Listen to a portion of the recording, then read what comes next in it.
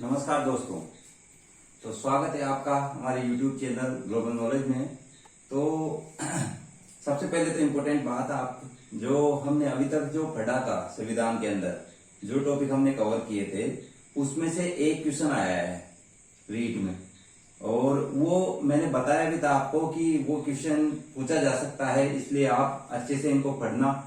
तो वो क्वेश्चन था, उद्देश्य प्रस्ताव को पारित किया गया था। तो 22 जनवरी 1947 को मैंने बताया था कि आपको कि उद्देश्य प्रस्ताव तीसरी मीटिंग में आया, जवाहरलाल नेहरू लाए और उसको प्रस्ताव को पारित कब किया गया। तो ये इम्पोर्टेंट है। तो आप आगे वाले एग्जामों में भी ऐसे ही क्वेश्चन मिलेंगे आपको इन वीडियो से, तो इनको देखते रहिएगा और कॉन्फिडेंस आया होगा आपको भी कि एक वीडियो देखा और उसी में भी क्वेश्चन आ गया। ठीक है, तो हम संविधान पढ़ रहे थे, तो आज का वीडियो हम शुरू करते हैं। तो हम संविधान पढ़ रहे थे अब तक, तो हमने क्या क्या पढ़ लिया था। भाग 1 पढ़ लिया था हमने। ठीक है, आज हम पढ़ेंगे भाग 2।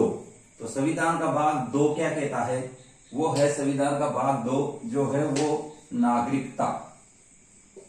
भाग 2 क्या है? भाग 2 के अंदर, भाग 2 के अंदर है नागरिकता।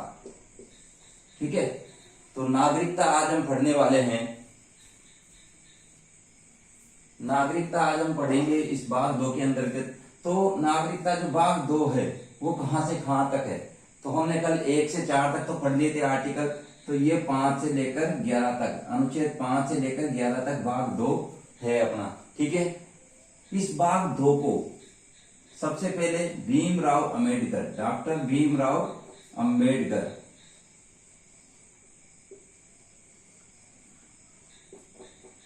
डॉक्टर भीमराव अंबेडकर ने क्या कहा? सबसे कठिन भाग कहा है इसको। क्या कहा है? सबसे कठिन भाग। ठीक है, भाग 2 को डॉक्टर भीमराव अंबेडकर ने सबसे कठिन भाग कहा है। ठीक है, इसके बाद भाग 2 के अंदर है नागरिकता। तो नागरिकता क्या होती है? ठीक है, सबसे पहले नागरिक क्या होता है? एक नागरिक की क्या परिभाषा होती है? तो जो व्यक्ति किसी राज्य विशेष में निवास करता है तथा राज्य द्वारा प्राप्त अधिकारों का निर्बाध रूप से प्रयोग करता है, वो नागरिक कहलाता है, और उस राज्य द्वारा उसको दी जाने वाली नागरिकता कहलाती है। ठीक है, तो भाग 2 5 से 11 नागरिकता है। ठीक है, इसके बाद 5 में आर्टिकल 5। सबसे पहले हम जो जल्दी से करते हैं, इसमें से क्वेश्चन ज्यादा पूछे जाते नहीं है वैसे, लेकिन फिर भी पूछ ले तो। और हाँ, ये जो भाग 2 था ना नागरिकता, ये वाला 26 नवंबर 1949 को जो हमारा संविधान तैयार हुआ था उसी दिन लागू हो गया था। ठीक है, 1949 को ही लागू हो गया था। फिर बाद में 1955 में नागरिकता संबंधित कुछ अधिनियम इसमें जोड़े गए थे बाद में संविधान के अंदर। ठीक है, तो ये कब से लागू हो गया था? हमारा 26 नवंबर 1949 को ही ये लागू होता है। और भारत का जो कोई नागरिक है उसको नागरिकता प्रदान कौन करता है? वो करता है गृह मंत्रालय। ठीक है, भारत का गृह मंत्रालय नागरिकता प्रदान करता है। ठीक है, ये चीज ध्यान रखना। ये भी कभी पूछ सकता है, भारत की नागरिकता कौन प्रदान करता है? तो गृह मंत्रालय देता है नागरिकता। ठीक है, उसके बाद अब आर्टिकल 5। तो आर्टिकल 5 के अंदर क्या है? आर्टिकल 5 के अंदर है अधिवास द्वारा नागरिकता का प्रावधान। मतलब कोई आदमी भारत के क्षेत्र में जन्मा हो, या उसके माता पिता भारतीय हो, ठीक है, या संविधान प्रारंभ होने से पहले 5 वर्षों तक वो भारत का साधारण तौर पे निवासी हो। तो आर्टिकल 5 क्या कहता है? लिखते जाना आप साथ के साथ। आर्टिकल 5 क्या कहता है? भारत के क्षेत्र में जन्मा हो। पहली कंडीशन तो क्या है आर्टिकल 5 के तहत? भारत के क्षेत्र में जन्मा हो, उसका माता पिता भारतीय हो। ठीक है, या तो भारत के क्षेत्र में जन्मा हो, ठीक है, उसके माता या पिता में से कोई भी एक भारतीय हो। ठीक है, भारतीय में क्षेत्र में जन्मे हो। ठीक है, उसके बाद संविधान प्रारंभ होने से पहले 5 वर्ष तक, संविधान प्रारंभ होने से 5 वर्ष तक वो भारत का साधारण तौर पे निवासी रहा हो। ठीक है, तो वो भारत का नागरिक समझा जाएगा इस अनुच्छेद के तहत। ठीक है, अनुच्छेद 6 क्या कहता है? आर्टिकल 6। आर्टिकल 6 क्या कहता है? पाकिस्तान से भारत को प्रव्रजन, मतलब पाक से भारत में आया हो, पाक से भारत में प्रव्रजन, मतलब भारत में आया हो पाकिस्तान से, ठीक है। तो ये कहता है कि 19 जुलाई 1948 के बाद, 19 जुलाई 1948 के बाद पाक से भारत आया हो तथा 6 महीने के बाद रहने के बाद पंजीकरण करवा लिया गया हो, ठीक है। कितने महीने रहने के बाद? 6 महीने रहने के बाद उसने पंजीकरण करा लिया हो। और कब से भारत आया हो? वो 19 जुलाई 1948 के बाद। ये चीज भी याद रखना, 19 जुलाई 1948 के बाद वो भारत, पाकिस्तान से भारत आया हो और 6 महीने रहकर उसने अपना पंजीकरण करवा लिया हो, तो वो भारत का नागरिक माना जाएगा। आर्टिकल 7 के तहत, आर्टिकल 7, तो आर्टिकल 7 क्या कहता है? भारत से पाकिस्तान गया हो, भारत से पाक को प्रव्रजन, ठीक है। भारत से पाक को प्रव्रजन मतलब अगर वो 1 मार्च 1947 के बाद, कब? 1 मार्च 1947, इसके बाद वो पाकिस्तान चला गया हो तो वो भारत का नागरिक नहीं समझा जाएगा, ठीक है। वो भारत का नागरिक, उसको नागरिकता रद्द कर दी जाएगी, ठीक है। तो इसका स्क्रीनशॉट ले लेना यहां तक, अनुच्छेद 7।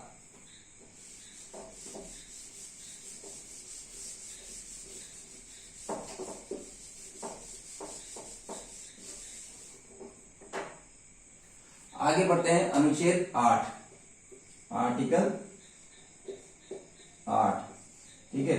तो आर्टिकल 8 क्या कहता है? आर्टिकल 8 कहता है विदेशी नागरिकों की प्रावधान, विदेशी जो हमारे भारत देश के हैं, जो विदेश में रह रहे हैं, तो उनको नागरिकता के प्रावधान, विदेशी भारतीय मूल के विदेशी नागरिकों को नागरिकता के प्रावधान, ठीक है। ये अनुच्छेद 8 कहता है, मतलब उनको जो नागरिकता दी जाती है विदेशी, जो भारतीय मूल के विदेशी नागरिकों को, तो वो अनुच्छेद 8 के तहत है उसमें, ठीक है। उसके बाद आर्टिकल 9, आर्टिकल 9 कहता है कि सो इच्छा से, उसकी इच्छा से उसने विदेशी नागरिकता ले ली हो, ठीक है, उसने स्व इच्छा से विदेशी नागरिकता ग्रहण कर ली हो, तो उसे भारत की नागरिकता, उसकी भारत की नागरिकता समाप्त हो जाएगी। इस संबंध में जो भी प्रावधान है वो अनुच्छेद 9 के अंदर है, ठीक है। इसके बाद आर्टिकल 10, तो आर्टिकल 10 के अंदर क्या है? आर्टिकल 10 के अंदर है कि अवैध तरीके से भारत की नागरिकता समाप्त नहीं की जा सकती किसी नागरिक की, ठीक है।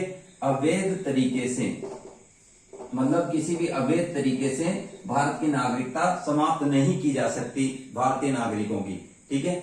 इसके बाद अनुच्छेद 11, तो ये ज्यादा इंपोर्टेंट नहीं है, कभी पूछ ले तो इसको ध्यान रखना है, लेकिन फट अच्छे से लेना और याद कर लेना इनको, क्योंकि नागरिकता संबंधित आजकल पूछा जा सकता है, क्योंकि नहीं पूछा तो आप पूछ सकते हैं आने वाले एग्जाम में। अनुच्छेद 11 क्या कहता है? संसद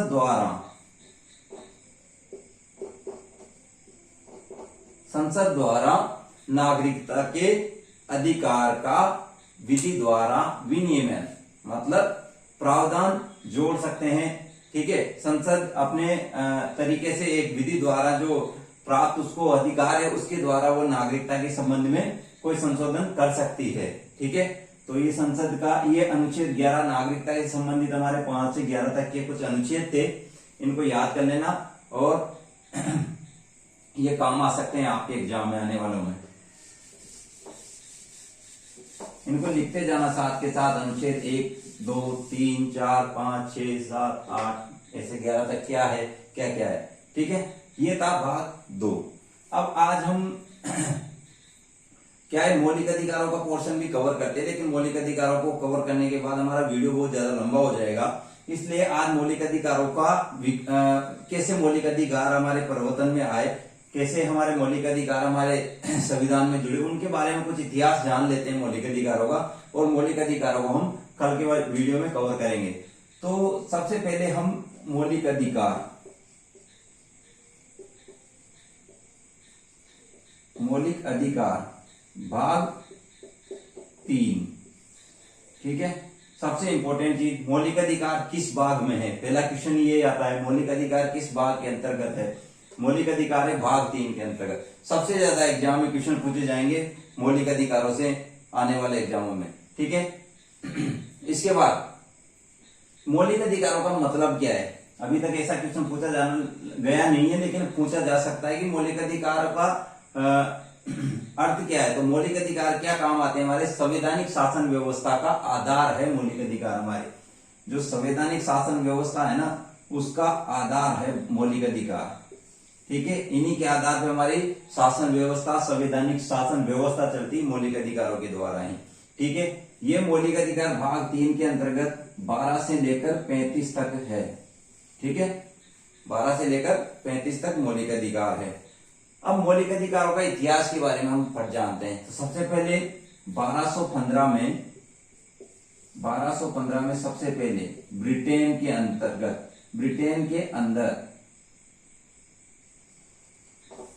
ब्रिटेन में एक महान घोषणा पत्र जारी हुआ, महान घोषणा पत्र, जिसको मैग्ना कार्टा कहा जाता है,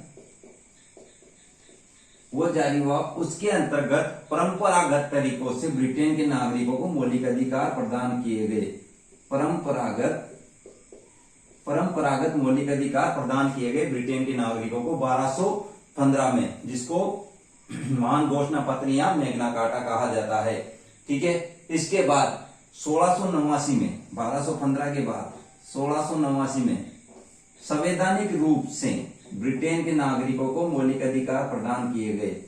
किस संवैधानिक रूप से? कब? 1689 में संवैधानिक रूप से ब्रिटेन के नागरिकों को मौलिक अधिकार प्रदान किए गए, ठीक है। इसके बाद 1791 में अमेरिका ने अपने संविधान में 10 संशोधन किए। अपना जो संविधान है उनका, अमेरिका का, उसमें 10 संविधान संशोधन करके पहले, और अमेरिका के नागरिकों को मौलिक अधिकार प्रदान किए उन्होंने 1791 में, ठीक है। तो ये तो थी विदेशों में किस तरह से मौलिक अधिकारों का जन्म हुआ। उसके बाद भारत में किस प्रकार हुआ? तो भारत में किस प्रकार हुआ? तो सबसे पहले भारत में जो मौलिक अधिकारों की बात होती है तो वो होती है 1895 में जो स्वराज विधेयक था ना, 1895 में जो स्वराज विधेयक था, लोकमान्य बाल गंगाधर तिलक का स्वराज विधेयक, इसके अंतर्गत संविधान की जो मांग की गई थी ना, उसी के अंदर मौलिक अधिकारों की मांग भी छुपी हुई थी, ठीक है। 1895 में स्वराज विधेयक के अंदर, ठीक है। उसके बाद 1924 में, 1924 में एनी बिसेंट द्वारा bills of Commonwealth right, any Besant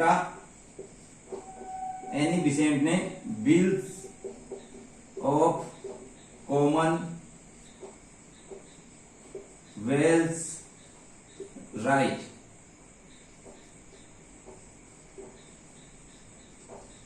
ठीक है।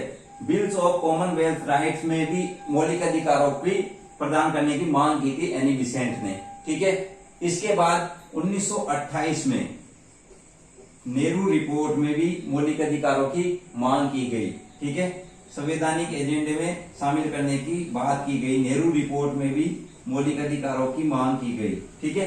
तो 1928 में, तो इसके आधार पर ही बाद में क्या किया, सरदार पटेल की अध्यक्षता में आपको पढ़ाया था हमने पढ़ा था कि मौलिक अधिकार समिति थी एक, उसके अध्यक्ष कौन थे? सरदार पटेल थे, ठीक है। तो उसकी समिति के आधार पे मौलिक अधिकारों को भारत में मौलिक अधिकारों को ऐड करने का काम सरदार पटेल की मौलिक अधिकार समिति को सौंपा गया था, ठीक है। तो इस आधार पर भारत में मौलिक अधिकारों का आधार बना, किस हिसाब से किस तरीके से हमारे यहाँ मौलिक अधिकार आए और नागरिकों को प्रदान किए गए, संविधान में हमारे मौलिक अधिकारों को जोड़ा गया। तो मूल संविधान जो था ना, ये इसका स्क्रीनशॉट ले लेना आप। इसमें से कुछ भी क्वेश्चन पूछा जा सकता है दोस्तों, कुछ भी। तो एक एक चीज को अच्छे से याद रखना, और एक एक चीज ही एक एक क्वेश्चन है, यूं मान के चलिए आप, कुछ भी पूछा जा सकता है, ठीक है। तो इसके बाद मूल जो मूल संविधान था हमारा, उसमें 7 मौलिक अधिकार थे। ये क्वेश्चन भी पूछा जाता है, मूल संविधान में कितने मौलिक अधिकार थे? 7 मौलिक अधिकार थे। ठीक है, 7 मौलिक अधिकार। लेकिन 44वां संविधान संशोधन 44वां